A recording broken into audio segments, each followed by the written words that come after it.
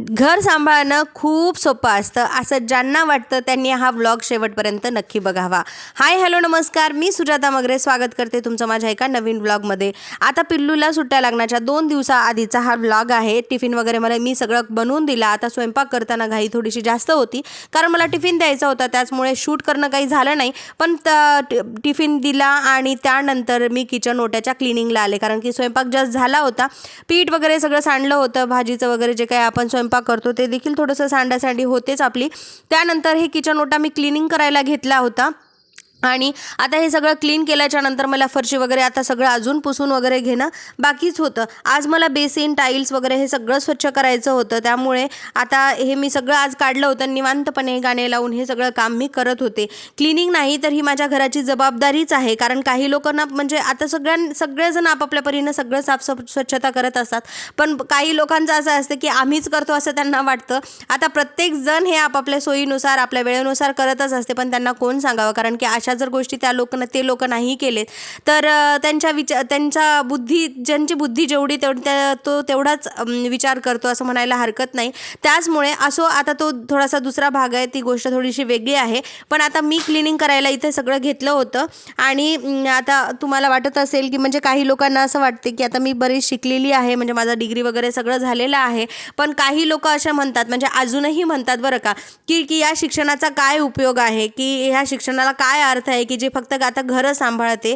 पण मी खरं सांगू का, घर सांभाळ तर आहेच मी, पण ही घर सांभाळणं ही छोटी गोष्ट नाही आहे. पहिल्यांदा तर क्लिअर करायचं आहे मला, कारण की सगळ्या जबाबदाऱ्या सांभाळाव्या लागतात. मग ते लेकराची असो, नवऱ्याची असो, घरात काही कमी पडलंय, काही उरलंय, काही आणायचं आहे, ह्या सगळ्या गोष्टी बारीक सारीक ज्या असतात त्या आपल्यालाच लक्ष ठेवाव्या लागतात. आणि घर सांभाळणं हे मुळात छोटी गोष्ट नाहीच आहे, कारण की हे सगळं मॅनेज करणं म्हणजे फुल टाईम रिस्पॉन्सिबिलिटी आपल्यावरती असते. असा एकही दिवस नसतो की आता जे काही जॉब वगैरे करत असतील त्यांना तर माहीतच आहे की त्यांना एक ऑफिशियल सुट्टी पण असतात, सणावारांच्या सुट्ट्या पण असतात. पण घर सांभाळणं ही एवढी मोठी जबाबदारी आहे की फुल टाईम तुम्हाला वर्क करावं लागतं. फुल टाईम तुम्ही एका रिस्पॉन्सिबिलिटीमध्ये असता. आणि ज्यांना वाटत असेल आता हे तर आहेच, त्यामुळे ना घर सांभाळणं ही तर छोटी गोष्ट नाहीच आहे.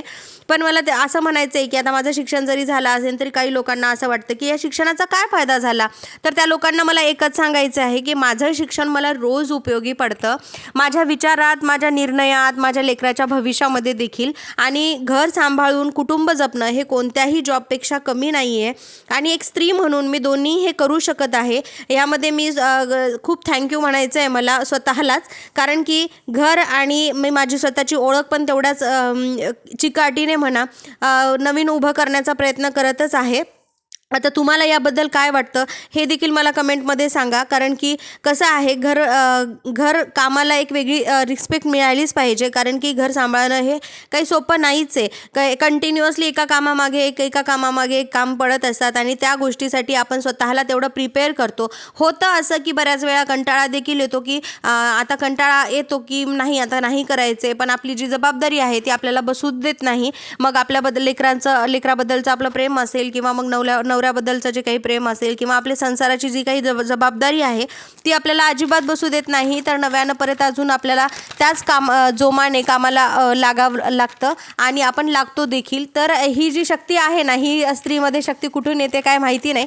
तर आता सगळं माझं किचन ओटा क्लीन झालं होतं आणि जी काही थोडीशी चिल्लर भांडे होते ते पण मला इथे घासून घ्यायचे होते, कारण की मग ते 2-3 थोडेसेच भांडे राहिले ना, मग परत ते सगळं काम करायला खूप कंटाळा येते. त्यामुळे मग आता किचन ओटा क्लीन झाल्याच्या नंतर मी लगेच जे काही थोडे भांडे पडले होते ते क्लीन करून घेतले, कारण की आता हे सगळं आवरल्याच्या नंतर मला फरशी पुसून घ्यायची होती, लगेच बाथरूम वगैरे पण क्लीन करायचं होतं आणि त्यानंतर मला आंघोळ वगैरे लगेच करून घ्यायची होती.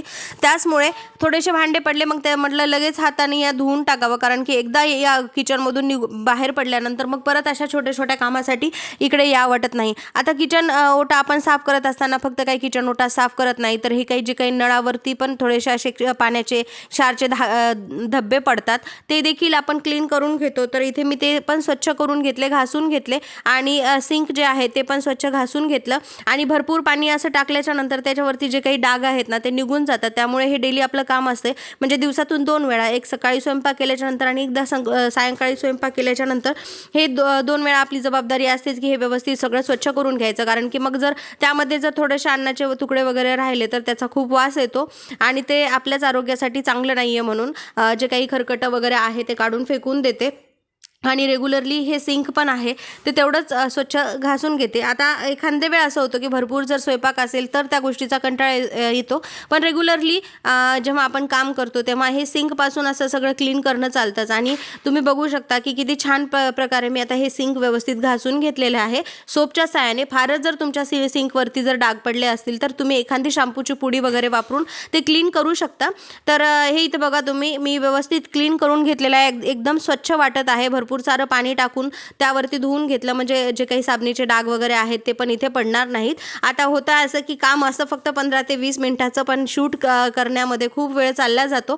त्याचमुळे जे आहे तुम्ही बघू शकता आता हे सगळं क्लीन केल्याच्या नंतर किचन ओटा किती छान वाटते. आणि सगळ्यात मोठं समाधान जर कोणता असेल आपल्याला तर किचन ओटा साफ असणं आहे. म्हणतात ना की आता या सगळ्या घरामध्ये जर कोणतं हृदय असेल तर ते किचन आहे आणि आपला बराचसा वेळ किचनमध्ये जातो. त्यामुळे किचन स्वच्छ असलं की आपल्याला कामामध्ये देखील तेवढंच मन लागते. आता इथे सगळं किचन स्वच्छ झालं होतं पण खालची फरशी वगैरे बाकी होती.